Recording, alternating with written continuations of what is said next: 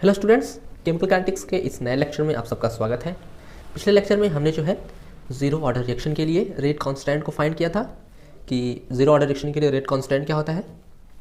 आज के इस लेक्चर में हम जो है फर्स्ट ऑर्डर रिएक्शन के लिए रेट कांस्टेंट की वैल्यू फाइंड करेंगे और हाफ लाइफ को भी पढ़ेंगे। ज़ीरो ऑर्डर और फर्स्ट ऑर्डर के लिए हाफ लाइफ क्या होती है। तो चलिए देर न करते वीडियो को शुरू करते हैं। और सबसे पहले शुरू करते हैं फर्स्ट ऑर्डर रिएक्शन। तो फर्स्ट ऑर्डर रिएक्शन क्या होता है? वह अभिक्रिया जिसमें अभिक्रिया की कोटि यदि अभिकारक की सांद्रता की प्रथम घात पर निर्भर करती है तो प्रथम कोटि की अभिक्रिया कहलाती है। एक बार फिर से आपको बता दें, वह अभिक्रिया जिसकी अभिक्रिया कोटि यदि अभिकारक की सांद्रता की प्रथम घात पर निर्भर करती है तो अभिक्रिया प्रथम कोटि की कहलाती है, या उसको हम प्रथम कोटि की अभिक्रिया कहते हैं। यह हो गया प्रथम कोटि की अभिक्रिया के लिए परिभाषा। चलिए इसके लिए रेट कांस्टेंट को भी फाइंड करते हैं कि इसके लिए जो है के की वैल्यू क्या होती है। तो के की वैल्यू फाइंड करने के लिए सबसे पहले सपोज करेंगे एक रिएक्शन। सपोज करेंगे ए से पी कोई रिएक्शन हो रहा है और हमने जो है रेट लॉ एक्सप्रेशन के फॉर्मूले से पढ़ा है कि जो रेट ऑफ रिएक्शन होता है, रेट ऑफ रिएक्शन इक्वल होता है के इंटू कंसंट्रेशन ए की पावर। अगर ये फर्स्ट ऑर्डर रिएक्शन है तो पावर यहाँ पे कितनी हो जाएगी? 1। ये हमने पढ़ा है रेट लॉ एक्सप्रेशन में। और रेट ऑफ रिएक्शन का एक और फॉर्मूला होता है। जो रेट ऑफ रिएक्शन होता है, अगर हमको रिएक्टेंट के टर्म में लिखना हो, अभिकारक के रूप में लिखना हो, तो यहाँ पर इसको हम लिखते हैं माइनस dA/dt। यहाँ पर ए की कंसंट्रेशन को लिखते हैं, तो हम लोग यहाँ पर ए की कंसंट्रेशन को dA ही सपोज कर लेते हैं। तो ये दोनों फार्मूले होते हैं किसी अभिक्रिया की दर के। अब यहाँ से इन दोनों फार्मूले को यूज़ करके हम जो है के की वैल्यू फाइंड करेंगे। तो हम देख रहे हैं कि दोनों इक्वेशन के लिए जो हमारा लेफ्ट हैंड साइड है वो इक्वल है, तो राइट हैंड साइड भी इक्वल होगा। तो राइट हैंड साइड यानी कि माइनस dA/dt इक्वल हो जाएगा यहाँ से k इंटू ए की पावर 1 यानी 1 इसको रहने दें। अब यहाँ पर हमको dA और dt को क्या करना होगा? इसकी वैल्यू फाइंड करने के लिए इसको हमको इंटीग्रेशन करना होगा। तो dA वाले टर्म को एक साथ ले लेते हैं और dt वाले टर्म को एक साथ। तो यहाँ पर माइनस dA और ये जो a है इसको हम a ही लिख देते हैं और अपॉन में इसके कर देते हैं, इसके अपॉन में कर देंगे और इसका ब्रैकेट हटा करके a लिख रहे हैं। यहाँ पर हम अपने सपोज करेंगे कि a जो है ये रिएक्टेंट की कंसंट्रेशन है, इज इक्वल टू के dt को हमने उस तरफ ले लिया तो के dt हो जाएगा। अब यहाँ पर इस पूरे टर्म को इंटीग्रेट करेंगे, तो इंटीग्रेशन करने के लिए यहाँ पर हमको जो है लिमिट लेनी होगी। तो यहाँ पर लिमिट सपोज करेंगे कि जब रिएक्शन ए से पी हो रहा है और जब समय 0 है, t बराबर 0 समय पर अभिकारक ए की सांद्रता a है और p कुछ भी नहीं बना यानी 0 है। और जब t समय बीता, t बराबर t समय पर मान लीजिए x उत्पाद बना, तो यहाँ पर अभिकारक बचेगा a माइनस एक्स। तो यहाँ पर लिमिट हम रखेंगे जब हमारा जो है t बराबर 0 समय है, यहाँ पर समय की लिमिट रखनी है, यहाँ पर a के यानी अभिकारक की लिमिट रखनी है। तो यहाँ पर जब समय 0 है तो उस समय अभिकारक की सांद्रता कितनी है? a। और जब समय t बीत रहा है, t समय पश्चात, तो अभिकारक सांद्रता को कितनी बच रही है? a minus x. अब यही हो जाएगी हमारी लिमिट और इसी लिमिट को लगाते हुए हम इस इक्वेशन को सॉल्व करेंगे। तो पहले आप लोग इसका स्क्रीनशॉट ले लीजिए, फिर इसको हम लोग अच्छी तरह से सॉल्व करते हैं।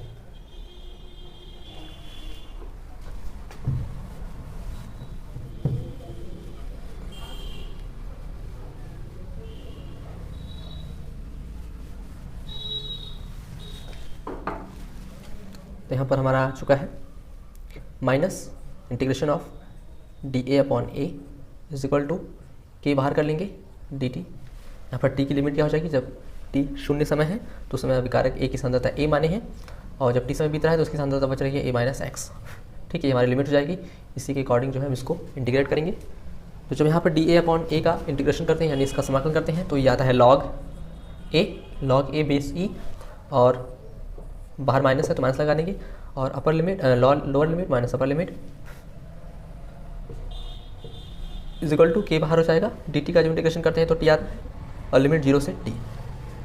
लिमिट की वैल्यू रखते हैं तो यहाँ पर जो log बेस e है a की जगह पे रख देंगे a minus x, upper limit minus log base e और a की जगह पे रख देंगे a यानी lower limit, upper limit minus lower limit is equal to यहाँ पर k और t की वैल्यू रखेंगे तो एक बार t को रखेंगे t और एक बार रखेंगे 0 और इसको सॉल्व करते हैं। तो यहाँ पर माइनस का अंदर मल्टीप्लाई करेंगे तो minus log a minus x base e minus यहाँ पे प्लस हो जाएगा, मल्टीप्लाई करेंगे तो log a base e is equal to k t. और एक इंटीग्रेशन करते समय एक कांस्टेंट टर्म c भी आता है, तो यहाँ पर प्लस c लिखेंगे और प्लस c लिखते चले। बाद में हम जो है इसको सॉल्व करते हैं तो सी की वैल्यू क्या आती है, सी की वैल्यू हमको 0 मिलती है, तो यहाँ पर हम सीधे सीधे सी की वैल्यू को 0 पुट कर देंगे। Put c is equal to 0, constant की टर्म कॉन्स्टेंट को 0 रखेंगे और लॉग ए को पहले लिख लेंगे और लॉग ए माइनस एक्स को बाद में। तो यहाँ पे हो जाएगा log a base e minus log a minus x base e is equal to, यहाँ से बचेगा के टी, और यहाँ पे log m minus log n का फॉर्मूला लगाएंगे, क्योंकि हमको पता है कि log m minus log n is equal to होता है लॉग एम अपॉन एन। तो यहाँ पर लॉग एम अपॉन एन रख देंगे तो हो जाएगा लॉग ए, एम की जगह पे ए है, अपॉन एन की जगह पे हमारा क्या है, A minus x base e is equal to k t, और के की वैल्यू अगर लेनी होगी तो के इज इक्वल टू हो जाएगा, टी को हम इसके अपॉन में ले लेंगे तो 1 upon t is equal to, या इसको हम लोग एक बार फिर से इसको आगे लिख दें उसको पीछे लिख दें, तो के टी इज इक्वल टू हो जाएगा लॉग ई, और यहाँ पे हो जाएगा ए अपॉन ए माइनस एक्स, और के इज इक्वल टू हो जाएगा 1 upon t log E A upon a minus x. ठीक है, अब यहाँ पर अगर हमको लॉग बेस ई को बेस 10 में चेंज करना होगा तो लॉग ई को लॉग बेस 10 में चेंज करने के लिए 2.303 से क्या कर देते हैं, मल्टीप्लाई। तो यहाँ पर के इज इक्वल टू हो जाएगा 2.303 upon t log base 10 a upon a minus x. यहाँ पर ये होता है rate constant for first order reaction. First order reaction के लिए रेट कांस्टेंट की वैल्यू ये होती है। ठीक है, जहाँ पर हमने लॉग ई को लॉग बेस 10 में चेंज कर दिया तो 2.303 से मल्टीप्लाई कर दिया। इसका आप लोग स्क्रीनशॉट ले लीजिए। अब इसका पढ़ते हैं यूनिट क्या होगा।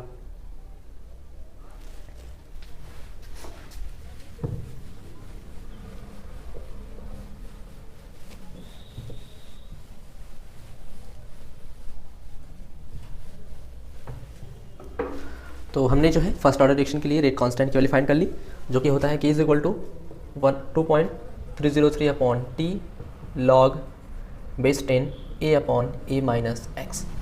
ये हमारी के की वैल्यू हो गई फर्स्ट ऑर्डर रिएक्शन के लिए। अब अगर इसकी यूनिट की बात करें, इसके मात्रा की बात करें, तो यहाँ पर के का यूनिट क्या हो जाएगा, तो देख रहे हैं यहाँ पर ए क्या है कंसंट्रेशन और ए माइनस एक्स भी क्या है कंसंट्रेशन।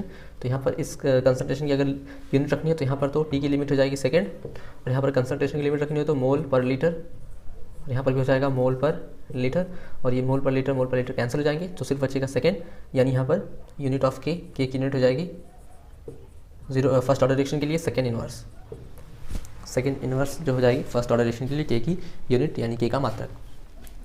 तो अब चलते हैं नेक्स्ट टॉपिक पर, जो कि हमारा है हाफ लाइफ, और हाफ लाइफ से ही कई सारे क्वेश्चन जो है बनते हैं आपके बोर्ड एग्जाम में। तो सबसे पहले हाफ लाइफ पढ़ते हैं, उसके बाद उससे रिलेटेड हम लोग क्वेश्चन को सॉल्व करेंगे। तो सबसे पहले जानते हैं कि अर्धायु क्या होता है। वह समय जब किसी अभिक्रिया के लिए अभिकारक की सांद्रता प्रारंभिक सांद्रता की आधी रह जाती है, अर्ध आयु काल या अर्ध आयु कहलाता है।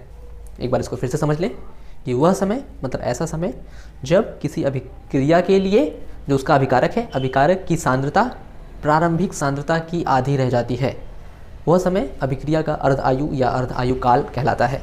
ठीक है, इसको एक एग्जांपल से समझते हैं अच्छी तरह से। फॉर एग्जांपल जैसे कोई रिएक्शन है ए से पी हो रहा है। अब यहाँ पर ए की जो कंसंट्रेशन है वो 10 मोल पर लीटर अगर हमने ली है, 10 मोल पर लीटर ए की कंसंट्रेशन है, और ऐसा देखते हैं कि टी बराबर 30 मिनट यानी 30 मिनट के बाद देखते हैं कि जो ए की जो कंसंट्रेशन है वो 10 मोल पर लीटर से 5 मोल पर लीटर ही बच रही है, यानी आधी सांद्रता क्या हो रही है, यूज़ हो जा रही है प्रोडक्ट बनने में। तो इसी समय को हम लोग कहते हैं अर्ध आयु। इस रिएक्शन के लिए ये अर्ध आयु है, यानी ये जो 30 मिनट है इस अभिक्रिया का अर्ध आयु काल कहलाता है। ठीक है, चलिए अब हम जो है जीरो ऑर्डर रिएक्शन और फर्स्ट ऑर्डर रिएक्शन के लिए अर्ध आयु का जो फॉर्मूला है वो निकालते हैं कि जीरो ऑर्डर रिएक्शन और फर्स्ट ऑर्डर रिएक्शन के लिए हाफ लाइफ क्या होती है। तो सबसे पहले जीरो ऑर्डर क्या जानते हैं। Half life for zero order reaction.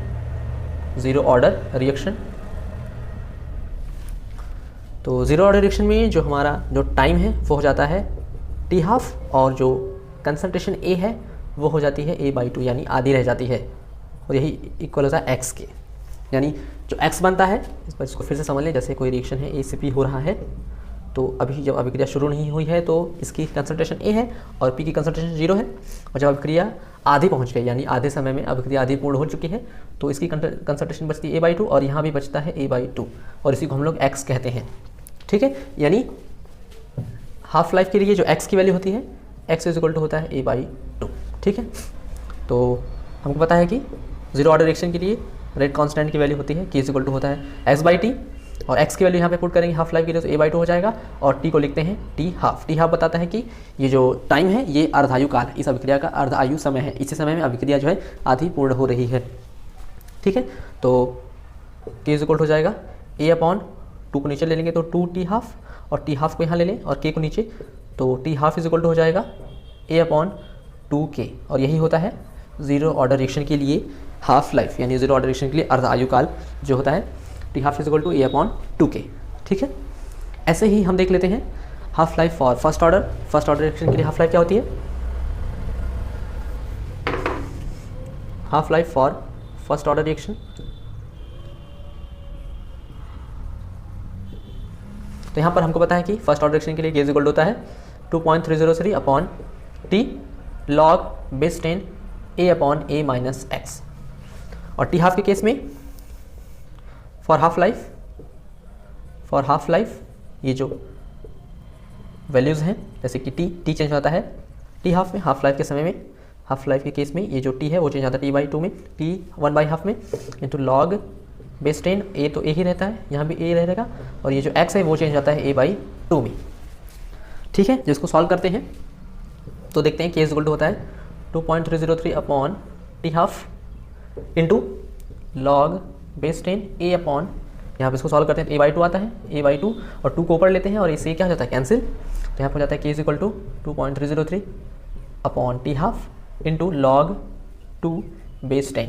ठीक है, 2 पर चला जाता है log 2 बेस 10, और log 2 बेस 10 की वैल्यू होती है, log 2 बेस 10 की वैल्यू होती है 0.3010, ये वैल्यू यहाँ पे पुट करते हैं तो k इक्वल हो जाता है 2.303 अपॉन t हाफ इंटू 0.3010, इसको सॉल्व करते हैं तो आता है 0.693 अपॉन t हाफ, तो ये हो गया k की value for first order reaction. और इसको अगर लिखना हो इससे t हाफ को इस तरफ कर ले, सॉरी थोड़ा सा कैमरा जो है इधर उधर हो गया। हाँ, तो यहाँ पर अगर हमको t हाफ को इस तरफ करना k को नीचे, तो t हाफ इक्वल हो जाता है 0.693 अपॉन k, तो ये होता है फर्स्ट ऑर्डर रिएक्शन के लिए हाफ लाइफ का फार्मूला। यहाँ पे थोड़ी सी ये प्रॉब्लम है कि थोड़ा सा मेरा घर जो है मेन रोड पर ही पड़ता है, तो इसलिए थोड़ी सी जो है आवाज़ जो है बाहर ही आती है, उससे थोड़ी सी प्रॉब्लम होती है, तो इसलिए मैं कोशिश करता हूँ कि थोड़ी आवाज़ कम आए, लेकिन कुछ न कुछ आवाज़ें जो है आ ही जाती हैं, तो उससे थोड़ा सा डिस्टर्ब हो जाता है, तो उसके लिए आई एम वेरी सॉरी। तो हमने जो है आज जो है फर्स्ट ऑर्डर रिएक्शन के लिए k की वैल्यू फाइंड की, और फर्स्ट ऑर्डर और जीरो ऑर्डर के लिए हाफ लाइफ को पढ़ा। तो एक बार इसको रिवाइज कर लें, सारे फार्मूले को हम लोग एक बार देख लें कि क्या क्या फार्मूला हमने पढ़ा अभी तक इस चैप्टर में। तो हमने जीरो ऑर्डर रिएक्शन के लिए जो k की वैल्यू, रेट कांस्टेंट की वैल्यू देखी, k इक्वल होता है x/t, ये जीरो ऑर्डर रिएक्शन के लिए, और t हाफ होता है, t हाफ की वैल्यू होती है a/2k, तो ये होता है जीरो ऑर्डर रिएक्शन के लिए रेट कांस्टेंट की वैल्यू और हाफ लाइफ की वैल्यू। और अगर फर्स्ट ऑर्डर रिएक्शन की बात करें तो k इक्वल होता है 2.303 upon t into log base 10 a/a minus x। ठीक है, ये होता है k की value for first order reaction. और t हाफ की बात करें तो t हाफ होता है, हाफ लाइफ होता है 0.693 अपॉन k। तो इन सभी फॉर्मूले का यूज़ हम जो है नेक्स्ट लेक्चर में करेंगे सारी क्वेश्चन को सॉल्व करने के लिए, यानी कि आप लोग समझ गए कि नेक्स्ट लेक्चर में हम जो है इन्हीं सारे फॉर्मूले से रिलेटेड बहुत सारे क्वेश्चन पढ़ने वाले हैं, जो कि आपकी बोर्ड एग्जाम में कई बार पूछा गया है, और उसके बाद हम पढ़ेंगे मॉलिक्यूलरिटी ऑफ फ्रिक्शन। उसके बाद जो है ये आपका चैप्टर क्लियर हो जाएगा। तो फिलहाल इस वीडियो में इतना ही, मिलते हैं नेक्स्ट वीडियो में कई सारे क्वेश्चन के साथ।